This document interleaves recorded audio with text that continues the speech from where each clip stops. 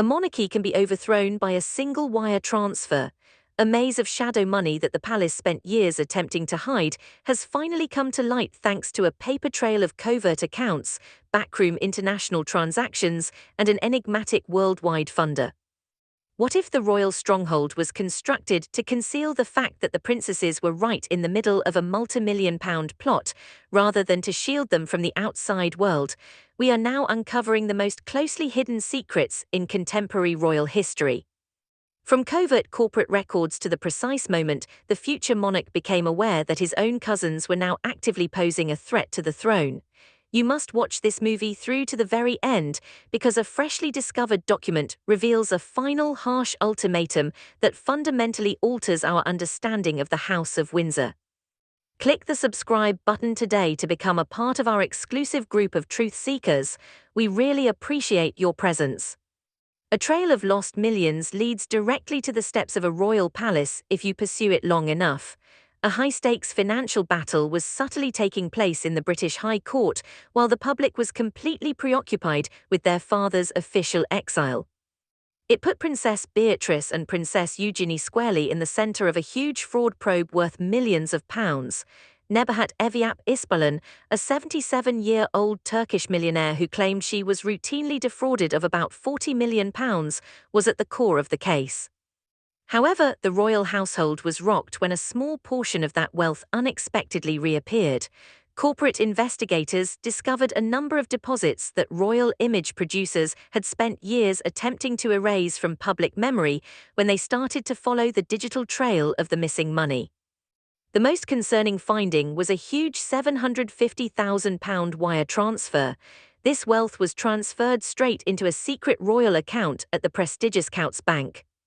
Sources claim that during a recorded compliance check, Amanda Thirk, a senior member of the royal household at the time, promptly reported this transaction to British bankers using a very particular benign description. Prior to Princess Beatrice's marriage to Edoardo Mapelli Mozzi, she claimed it was a personal wedding gift.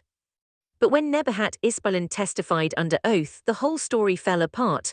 She asserted that Selman Turk, her reliable financial advisor, had completely made up the romantic cover tale. According to reports, the large sum of money was actually a part of a dubious plan to obtain a foreign passport after she left her home country. This assertion immediately turned an innocent family gathering into what appeared to be a calculated backroom deal. However, this enormous £750,000 deposit was just the first step in a far bigger financial problem.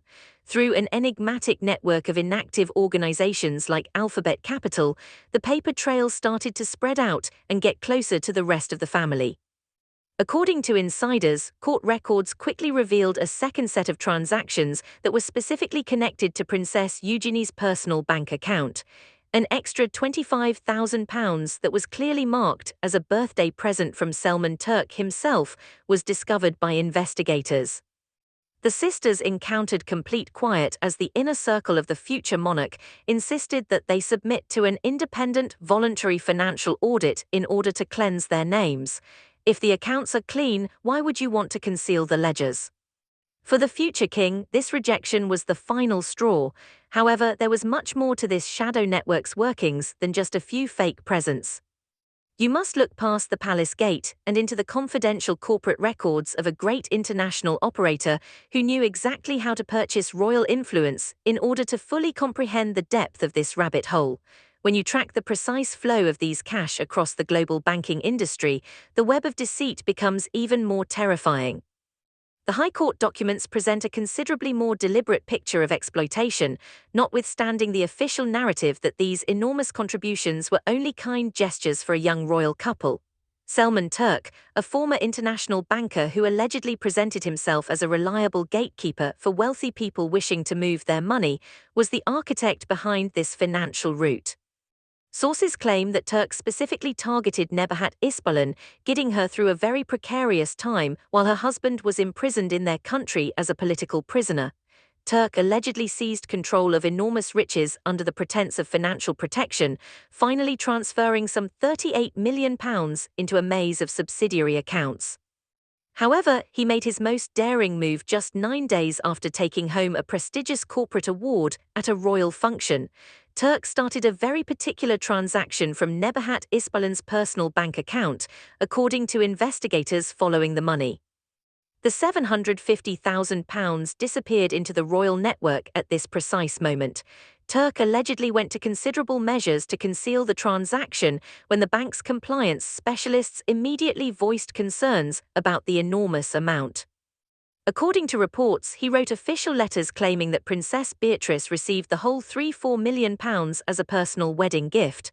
However, the investigation didn't end with a single princess, as forensic accountants looked more into the records of Alphabet Capital Limited, a very dubious company. A second route surfaced. A different series of deposits totaling £25,000 made directly to Princess Eugenie was disclosed in court filings. According to reports, a sizable portion of this money, exactly £15,000, was specifically marked as birthday gift in the digital ledger.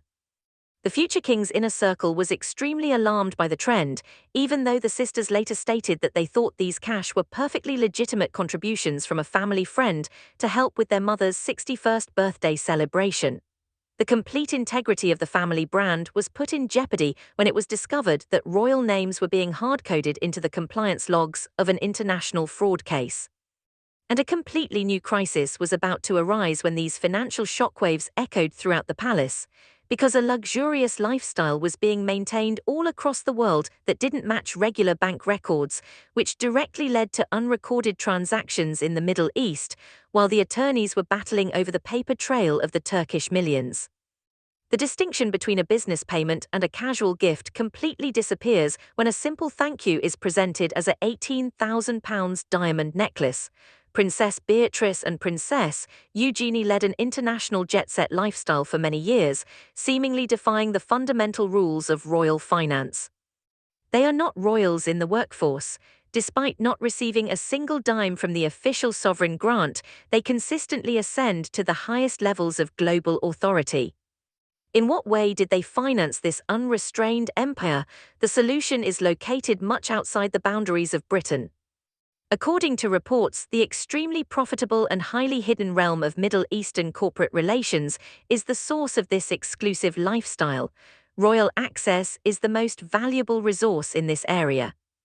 According to rumors, both sisters amass personal wealth by serving as unscreened brand ambassadors and strategic advisors throughout the Gulf, supporting large business interests.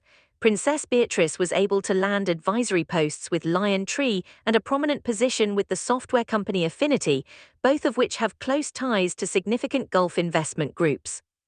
At the same time, Princess Eugenie was seen growing her influence in locations like Qatar while serving as director of the prestigious art firm Horsa & Worth. However, recompense can take many different forms in these circles. It is said that their genuine worth to affluent foreign investors was their exceptional capacity to get over traditional diplomatic routes, unlocking doors that are typically closed. Insiders claim that high-value luxury assets were often used to get around conventional income tracking instead of typical corporate bank wires. A handmade luxury watch or an £18,000 diamond necklace can easily avoid the stringent financial scrutiny that would be immediately triggered by traditional consultancy costs. However, there is a limit to how long you may work in the grey region before the building falls. The sisters' professional and charitable foundations suddenly started to crumble just as the Turkish High Court controversy erupted in London. Anti-Slavery International reported that Princess Eugenie's long-standing patronage had been revoked without any explanation, a move that stunned the charity industry. Nearly about the same time, regulatory agencies started looking into the finances of her co-founded organization, the Anti-Slavery Collective. Documents revealed that the group spent twice as much on employee wages as it did on the causes it claimed to support. They were being methodically and covertly cut adrift by the royal family. However, anonymous presence from the desert and negative publicity weren't the only reasons for the company's abrupt and violent withdrawal. The future monarch had just received a single photograph from the British intelligence agencies, which turned the whole situation from a financial headache into an active, terrifying threat to national security. At the highest levels of the British government, a single image taken in the Asian highlands has set off a frenetic national security probe. The intelligence community was focusing on a single photo from a 9-day philanthropic journey through Nepal, India, and Bhutan, while the public was attempting to decipher the sisters' intricate money networks. Princess Beatrice and her staff are shown in the picture grinning broadly. However, it was the man standing right next to her that completely panicked the British security authorities. David Taylor is a well-known international relations advisor and policy director. When Taylor was detained by counterintelligence operatives in accordance with the stringent provisions of the National Security Act, the situation went from being a straightforward PR disaster to a serious crisis. It is impossible to exaggerate how serious the situation is. He was arrested on accusations of giving confidential information to a Chinese-affiliated foreign intelligence agency. Consider the startling consequences for the monarchy. This indicates that for more than a week, an individual who is suspected of conducting clandestine operations on behalf of a foreign state was able to become part of a British princess close circle. Taylor was allegedly more than a passing acquaintance. He served as a crucial policy advisor for the international charity Beatrice was actively promoting. The proximity alone is quite concerning, even if reports claim there is no proof the princess knew about his alleged secret life. This was not an isolated instance. This worrisome relationship is said to be a part of a larger trend in which the York family has been dangerously close to foreign players.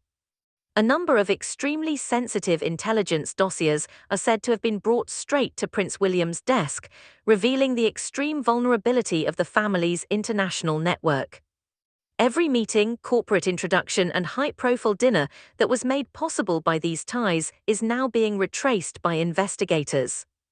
Managing a financial scandal is no longer the only source of the institution's anxiety.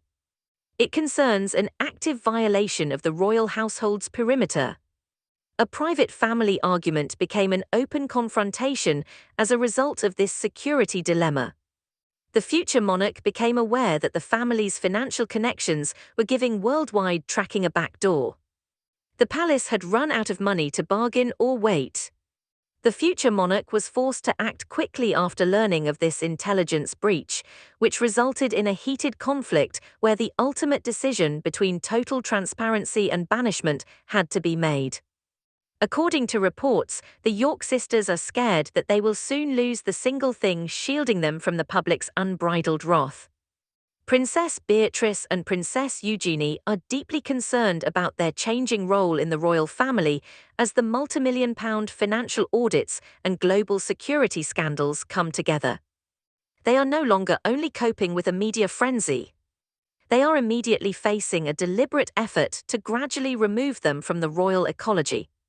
It's getting harder to ignore the symptoms of their internal panic. Although the sisters were recently allowed to attend a well-known family event, experts point out that their reserved and nervous demeanor made a big impression on bystanders. They are well aware that their personal lives are now inextricably linked to their father's previous relationships. The sisters now spend every night worrying about whether their remaining public lives will be totally destroyed by the next headline. There is much more to the worry than just a dread of negative publicity.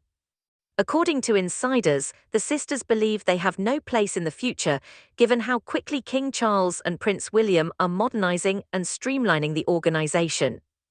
They have witnessed their parents being evicted from historic homes and stripped of official duties. They are now beginning to realize that they will be the next to go. According to reports, a very sensitive document that was shared among senior advisors describes a complete ban on the York brothers' future public positions or titles. The sisters are on the wrong side of the wall that the royal family is erecting.